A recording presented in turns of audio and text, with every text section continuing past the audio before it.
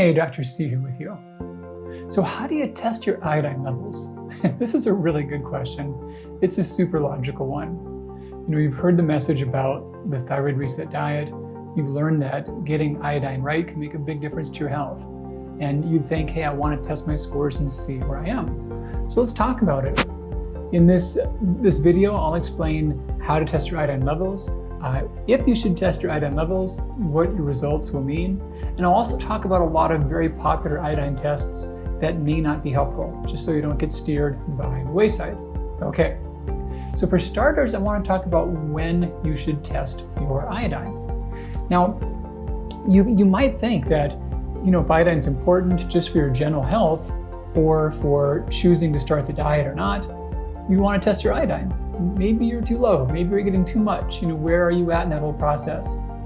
Well, medical tests, we always have to think, will the results give me information that's useful? We would assume that people who are higher in iodine would respond better to the diet than those who are not.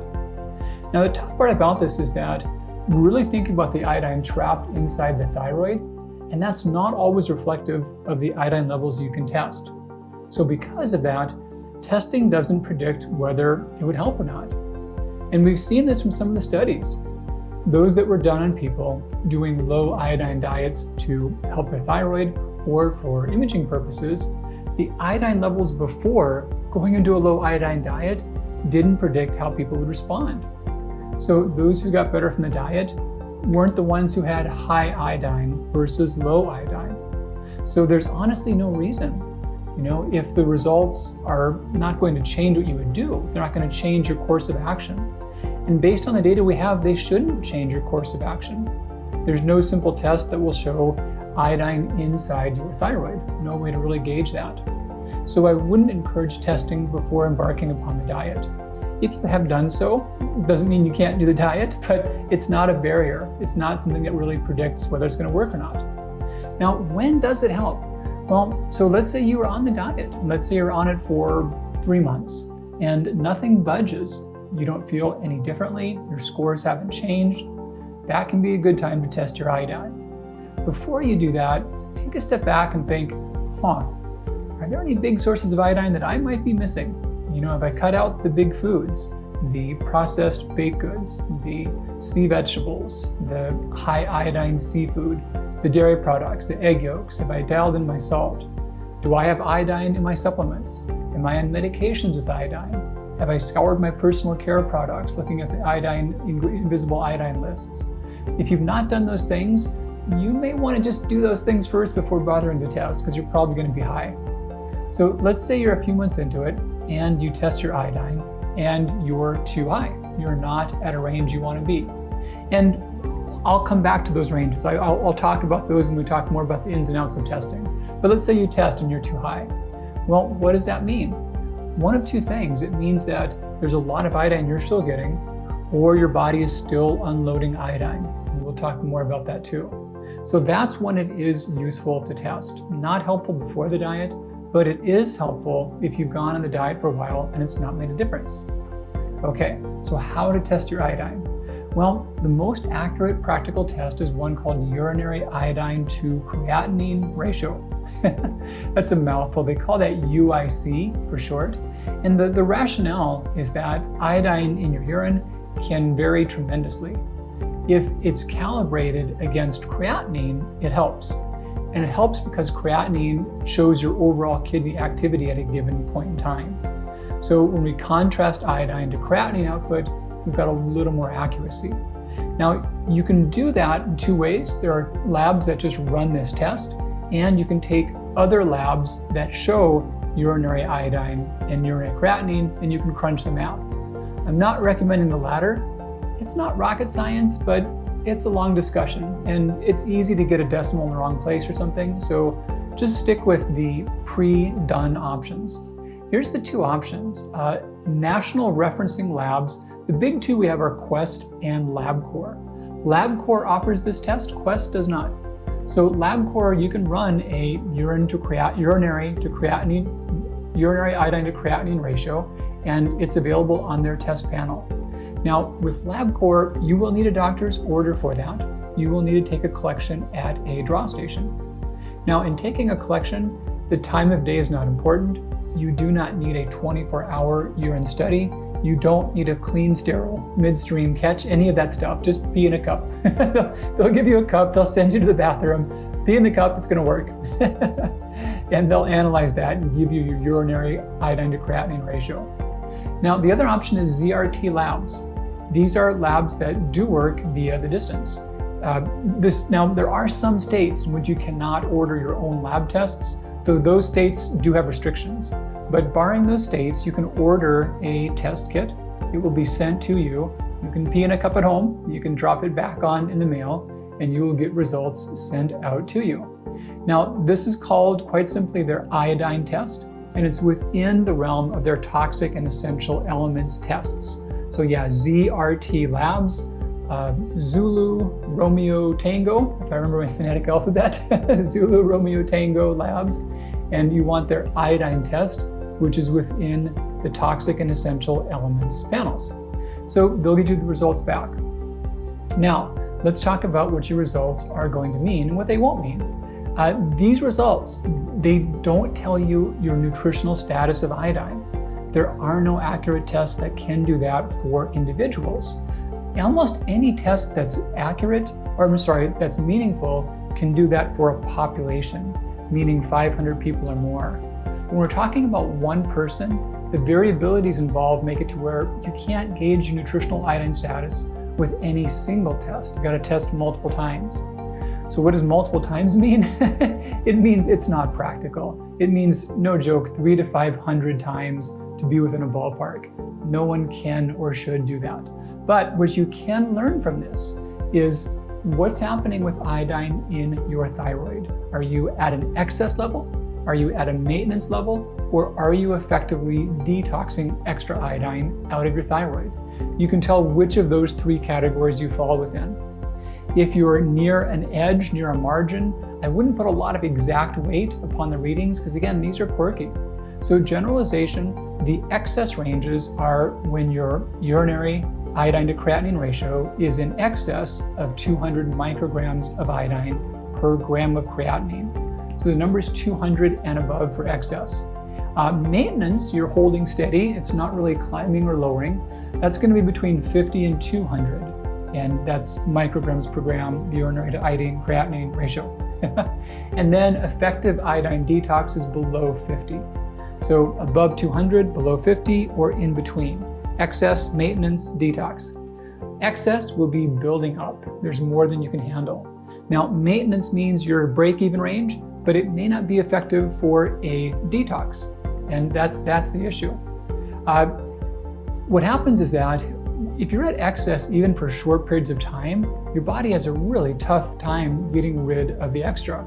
So it may bring you back down to maintenance, but it won't bring you low enough to get rid of the excess, and it can still perpetuate thyroid disease. And to really help your thyroid heal, you want to get in that lowered range, that detox range. So the thyroid reset diet, the reset phase, the goal is to have you in that detox range. The goal is to have it to where you're getting rid of extra iodine within your thyroid. So if you're several months into the diet, things aren't budging, and you're somewhere other than that detox range, you're somewhere above 50, again, either you had a boatload going into it and you're just not done yet, or there's still a bunch coming in. And in either case, your action steps are double check for other sources, keep the pedal to the metal, and check again in 3 months. Those are the main action steps if you're not in that detox range. If your goal is maintenance, but you're not feeling well, say you did better, your thyroid improved, your symptoms got better, and then things started to drift. You could test then and see if you were still in maintenance. If you weren't, if you were above 200, then same thing, you want to see if there's some iodine. Well, there is some iodine that snuck back in. You want to figure out where it's coming from. So that's the action steps in those cases. So yeah, the time to really test is going to be after you've been on the diet for at least 3 months, and if you've not seen some good headway. Now, if you're on the diet and things are working fine, there's honestly no reason to test your iodine. You don't have to. If your thyroid's getting better, your symptoms are improving, reach a good plateau, reach a good goal, move on to maintenance, perhaps 3, 6, 9 months, whenever you get your good target. And at maintenance, you can stay there and you can do that whole thing and never once test your iodine levels. The real value in testing is just if you're not getting good results. So that's when to test and that's how to test. So now you know what to do. Now let's talk about what not to do. I'm going to talk about some tests that I don't recommend, only because they're the ones you probably get by default. If you just went around and requested urinary or just iodine tests in general, you're much more likely to get ones that would be inaccurate for you. So let's start off with the non-recommended tests. So these first few are actually valid tests for other purposes, but not for our purposes. First one is a simple urinary iodine test. And this can be a random test or a 24-hour urine iodine test. Now, this is one that's not factoring in creatinine. So these are really good tests to gauge the iodine status of a population, meaning a lot of people. So if you wanted to know your status, no joke, a urinary iodine test, you have to do over 400 times to be within 90% accuracy. If you do a 24-hour urine test, that means you collect all your urine for 24 hours, you carry a big jug with you as your friend wherever you go. You've got to do that 300 times to be within 90% accuracy. So you're basically catching all of your urine for the next year. Not worth it, not helpful, not accurate. Next up would be serum thyroglobulin. So this is a blood test, and it's not anti-thyroglobulin, not the same thing. This is serum thyroglobulin. This is a marker of thyroid cell death and inflammation. However, there's also a relationship between it and iodine, generally an inverse relationship. So it has been used as a screening tool for iodine status. Well, here's the problem with this one. It's only accurate in those free of thyroid disease, those that don't have thyroid disease. That's not us here, so yeah, not helpful. Now we've got a blood test that's directly for iodine. This is called serum iodine. This is a good test when you're wanting to see if iodine is so high it's damaging someone's kidneys. So normally we get rid of whatever extra iodine's in circulation, not in the thyroid, but in circulation by peeing it out. There can come a point where there's so much we can't pee it out quickly enough and it can start to damage the kidneys. In those cases, it backlogs in the bloodstream. So it can backlog in the thyroid short of that, but if it's much, much higher, it can also backlog in the bloodstream. That's when serum iodine elevates. Serum iodine is not a valid tool to gauge your daily iodine status. It could say you're low, medium, whatever, and it's just not accurate. If it does say that you're elevated, you're toxic. But everything short of that doesn't mean anything. And toxic by this standard is not the same as excess. You can be well within iodine excess to where it's not good for your thyroid, but not be toxic for a serum iodine test. So Cliff's notes on that one, serum iodine, not helpful. Okay, so now we're going to go into a couple more tests. These are ones that are super popular and they're really common. They have no valid application. These are tests that have been purported to be useful and they're talked about, but they have no legitimate medical use ever. First up is the skin patch test or the skin iodine test. So the rationale with this guy is that you paint some iodine on your skin, you take a look, did that go away in a day or not? Well, they argue that if it goes away quickly, your body sucked it up because you wanted it. And if it sat there for a long time, you didn't need it as much. You know, and that's plausible. It sounds logical enough, but we've got no way of sucking up what we need from our skin for nutrients. Iodine does go into our bloodstream from our skin, but our skin can't like open the gate or close the gate based on our body's overall need. There's no designed process for that. A lot of problems with that test. You know, most iodine gets invisible because it interacts with the air, and that's why you can't see it. Not that it's gone, it's that it's invisible. This test was debunked in 1932. It was proposed, thoroughly tested, and debunked in 1932. We don't need to do that test. So please don't do it because you could get a lot of iodine in your body. Whatever results you get are not accurate results. But yeah, not a good test to do. Now we've got the urinary challenge test. This is also called the iodine loading test. So with this one, you take a massive dose of iodine and then you do a 24-hour urine collection. And the thought process is that if you don't pee it all out tomorrow, you must have wanted it. Logical enough, but let's think about other toxins. Let's think about mercury. Let's say you got a massive dose of mercury for some reason. Did you need it if you didn't pee it all out tomorrow? No. We completely understand the body can't always eliminate things on the spot, on demand. This test was basically made up by some iodine extremists, and it's not been used medically. There was one time medically in which people were given iodine and their urine was checked afterward, and that was checking to see if people with kidney damage could safely receive iodine for contrast. That was the closest thing in medical literature, but this specific test has never been validated in medical literature. There was one test done on it with attempts to validate it, but what they did was they checked urinary iodine output for several days, not just one day. And what they saw was that if you take a lot of iodine, you're going to pee out a lot of iodine, but it won't all come out tomorrow. You'll have a lot coming out for a long period of time, many, many days or longer. So not a valid test, not an accurate test. And we know this from population studies. If you're in a country that starts fortifying with iodine, overall, the population levels of iodine will change, but not overnight. The urinary levels take 3 to 6 months to reach a new steady state. So 24-hour loading test, not valid, not accurate, not even safe. It's harmful doses people are exposed to. I've had many stories of folks to where just that test alone sent them over the edge and triggered or greatly worsened their thyroid disease. So don't do it. And if you have done it, don't think that it means you need iodine. It doesn't. Last one, and this one is really not common, but just for completion's sakes, hair iodine. There are some hair mineral analysis tests that are done, and some of those evaluate iodine, and there were some hair tests done just for iodine itself. Now, not to completely throw hair tests under the bus, I actually don't use them, but there are some things that will show up in the hair in proportion to their levels in the body. And sometimes hair can be a long-term indicator of some chemical analytes. However, not for iodine. There was a single published study arguing it was helpful, but that study was retracted in the following months. Closer analysis found the data was not accurate and the test was withdrawn. The paper was withdrawn, so it's not a recommended test and no longer available.